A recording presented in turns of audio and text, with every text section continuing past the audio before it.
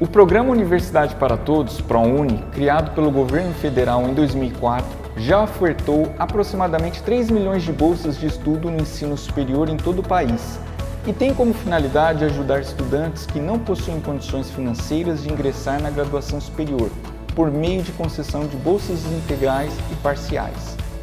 Destinado a candidatos brasileiros sem diploma de curso superior que tenham participado das últimas edições do Exame Nacional do Ensino Médio, o Enem, e obtido no mínimo 450 pontos, o estudante também não poderá ter tirado nota zero na redação. Para concorrer à bolsa integral, o candidato deve comprovar renda familiar bruta mensal de até um salário mínimo e meio por pessoa.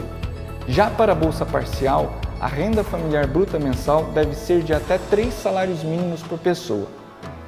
A inscrição ao programa é realizada semestralmente, sempre no início de cada período letivo, e é feita exclusivamente pela internet, através do Portal Único de Acesso do Governo Federal.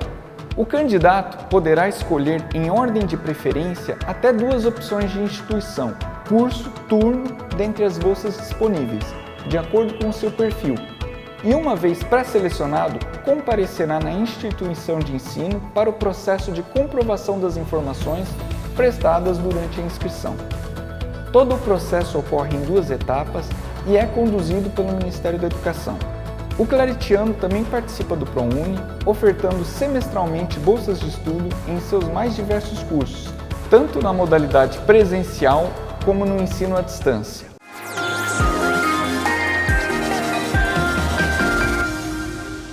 Fala galera, tudo bem? Chegando o primeiro dia do Enem, hein? E aí, estão preparados? Claro que sim, né? Vamos agora para mais uma aula, hoje com o professor Bob falando sobre imunização. Boa aula!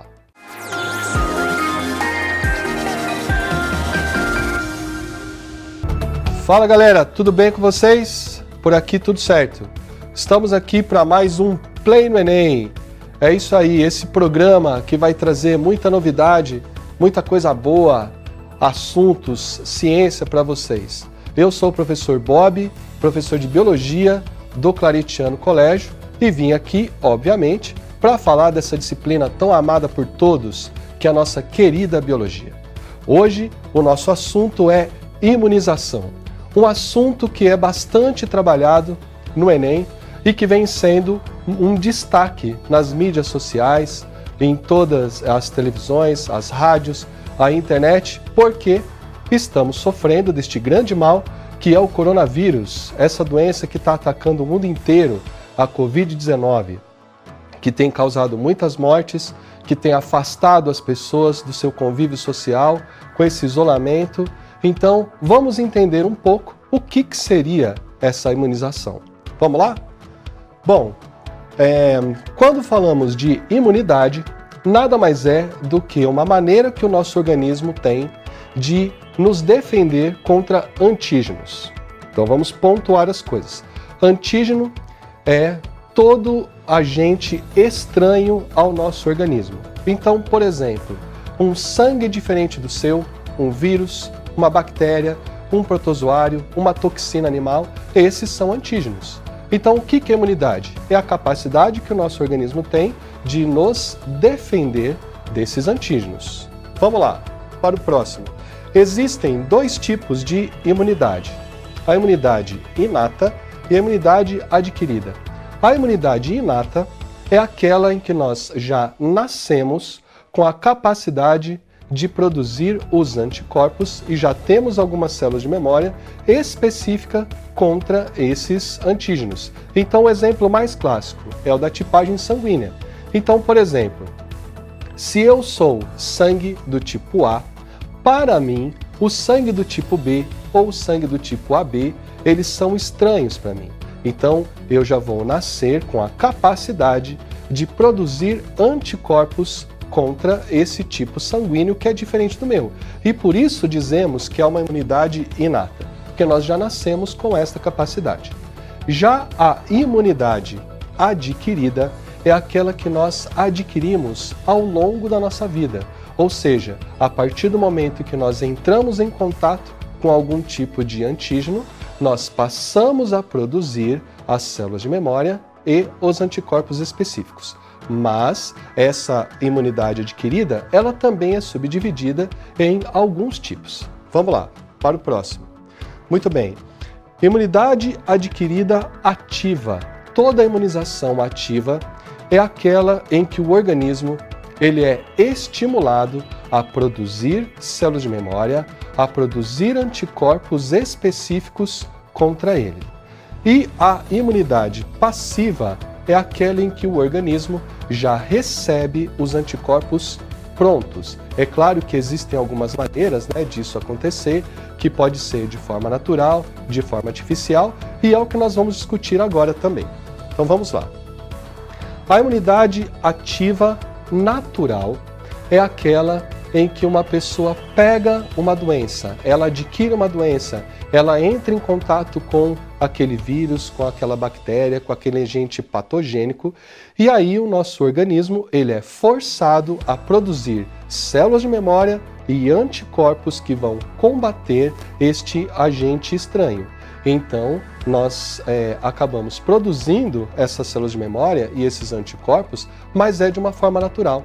Então, por exemplo, as pessoas quando elas pegam catapora, quando elas pegam cachumba, o sarampo, mesmo a gripe, elas adquirem uma imunidade natural. Então elas foram estimuladas por esses antígenos a produzir células de memória e anticorpos, por isso que é ativa, e elas se tornaram imunes. É claro que muitas vezes, como é o caso que a gente está vendo aqui, né, do coronavírus, as pessoas elas acabam morrendo e elas não conseguem produzir os seus anticorpos e as suas células de memória antes que este vírus acabe acometendo algumas partes dos seus sistemas, dos seus órgãos que são vitais. Infelizmente, nós temos esses casos de pessoas que não produzem a própria imunidade de forma natural. E para isso é que nós temos a imunização adquirida ativa artificial, que seria uma forma preventiva, que são as vacinas, que daqui a pouco eu vou conversar com vocês, por ser um assunto bastante frequente hoje em dia, né? Que é aquilo que todos nós estamos esperando, uma vacina que vai nos livrar dessa Covid-19, que vai nos livrar deste coronavírus. Já a imunização adquirida passiva é aquela em que a pessoa recebe os anticorpos prontos. Esses anticorpos prontos, eles podem ser passados de forma natural de um indivíduo para o outro, ou pode ser uma imunização passiva artificial, que é quando a pessoa recebe esses anticorpos prontos também, mas que foram produzidos em laboratório, foram produzidos experimentalmente. Então, falando da imunização passiva natural, seria a transferência de anticorpos que a mãe passa para o seu filho a partir da amamentação ou então via placenta. Então a placenta, que é aquele órgão que protege o bebê, né, dentro da barriga da mãe, ele também faz esse papel de imunização, porque pela placenta a mãe transfere para o seu filho os anticorpos que ela mesma produziu. Da mesma maneira que a mãe transfere para os seus filhos esses anticorpos prontos pela amamentação. Então olha aí a importância da amamentação, né? Dessas crianças, desses bebês, pelo menos aí até 1 ano de idade, que é para proteger essa criança que tem o seu sistema imune muito deficiente, ainda muito prematuro. Vamos lá então, galera, para o próximo slide. Agora nós vamos falar de vacina, que é essa forma de imunização ativa artificial, que é uma medida preventiva contra vários tipos de doenças. Então, o que seria uma vacina? Vamos lá. A vacina nada mais é do que introduzir no corpo do indivíduo um antígeno morto ou um antígeno atenuado. Então, o que é isso? Eu posso inserir no corpo de uma pessoa um vírus morto ou um vírus atenuado, uma bactéria viva, morta ou então uma bactéria atenuada. Eu posso inserir alguma proteína da cápsula de um vírus. Eu posso introduzir até um pedaço do material genético deste vírus. E aí o nosso corpo, durante algum período, durante uns 10 a 15 dias, ele vai produzir células de memória e anticorpos específicos para combater essa partícula viral, para combater esse antígeno que foi introduzido no nosso corpo. Porém, como ele vai estar morto ou atenuado, ele não tem a capacidade de causar a doença em nós. Por isso que falamos que a vacina é uma medida preventiva. Não adianta nada a pessoa estar com catapora e tomar a vacina da catapora. Ela tem que tomar antes de pegar a doença. E é exatamente isso que o mundo está correndo atrás. Hoje, nós temos no mundo 34 vacinas contra o coronavírus que estão sendo testadas, produzidas no mundo inteiro. E por que não é uma coisa assim tão simples de se fazer? Porque existem vários tipos de testes. Tem sequências que devem ser seguidas para que essa vacina tenha uma segurança. E o que é pior, nós não sabemos, mesmo essas vacinas que estão sendo testadas, qual é o grau de eficiência delas. Ou seja, por quanto tempo ela vai promover essa imunização? Por quanto tempo a pessoa fica imune ao vírus? Vamos ver essa vacina aí de Oxford, né, que está sendo tão falada, vacinas da Rússia, vacinas dos Estados Unidos, mesmo aqui do Brasil, elas têm um período de teste que é muito pequeno. Imagina que uma vacina ela tem apenas 4 meses de testes. Ela foi aplicada, foi verificado que ela causou imunização, mas quantos por cento que ela foi eficaz? 90%, 98%, 95%? Quais são os efeitos colaterais que elas podem trazer para as pessoas que tomaram essa vacina? E por último, por quanto tempo ela vai manter a pessoa imune? Então, será que se eu tomar uma vacina contra o coronavírus, eu vou ficar protegido só por 6 meses? E depois de 6 meses eu vou ter que tomar outra vacina? Então, por isso, galera, que fazer uma vacina não é uma coisa assim tão simples. E é algo que a gente tem que tomar muito cuidado e ter certeza do que estamos fazendo, porque a gente está mexendo com vidas humanas, ok? Mas vamos pensar de forma positiva de que logo teremos essa vacina aí no mercado. Aqui no Brasil, nós temos uma vacina sendo produzida pelo Instituto Butantan, que ela está mostrando bastante promissora, com alto grau de imunização, 98%, 99% de imunização, e alguns dos seus resultados vão sair agora no começo de outubro. Então, vamos torcer para que dê tudo certo. Bom, e agora, falando sobre a imunização adquirida, a passiva artificial, nós temos o soro terapêutico. O soro já é uma imunização passiva porque a pessoa recebe os anticorpos prontos. Mas esses anticorpos prontos, pelo fato de ser imunização artificial, é porque ela foi produzida experimentalmente, ela foi produzida em um laboratório. Então, o mais comum é nós falarmos de soro antiveneno, que é o antiapílico, que é contra o veneno de abelha, o antiofídico, que é contra veneno de cobra, antiaracnídico, de aranha, antiescorpiônico, mas tem o antiesculopêndrico, que é contra a lacraia, tem de veneno de sapo e assim por diante. Então, o que seria isso? Se uma pessoa entra em contato com este veneno ele é tão forte que muitas vezes ele leva a pessoa à morte e ela não consegue ter este período para produzir as células de memória e os anticorpos específicos contra eles. Portanto, a pessoa tem que ser curada. E como que ela vai ser curada? Recebendo o anticorpo, que é um antiveneno. Tá, mas então onde é que foi produzido este anticorpo? Onde foi produzido este antiveneno?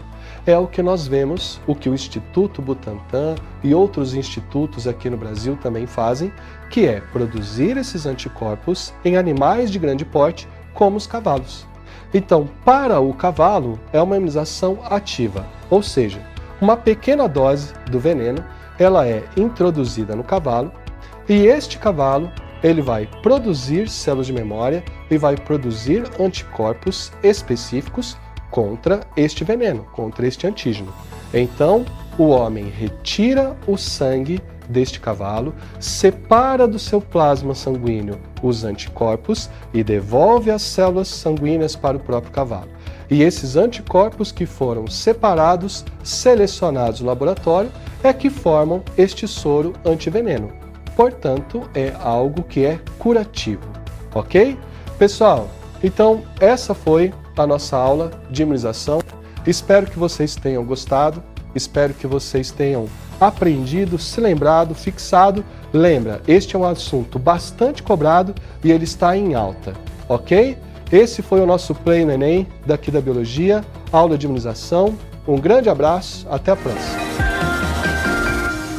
Eu sei que você é fera e vai mandar muito bem no Enem, no Exame Nacional do Ensino Médio. Mas é bom algumas dicas e estratégias. Dentre elas, faça alguns exercícios de fixação e simulados para que você se acostume com o estilo de prova, com o tempo de prova e também com as questões. Isso lhe permitirá fixar assuntos que poderão cair na sua prova. Eu sou o professor Danilo Augusto Armelin e também coordenador dos cursos de gestão do Claretiano Centro Universitário. Se você quiser fazer administração, um curso arrojado, voltado para o mercado de trabalho, com profissionais atuantes no mercado de trabalho, qualificados, laboratórios de vivência profissional, venha para o Claretiano. Venha ser destaque e venha ser claretiano.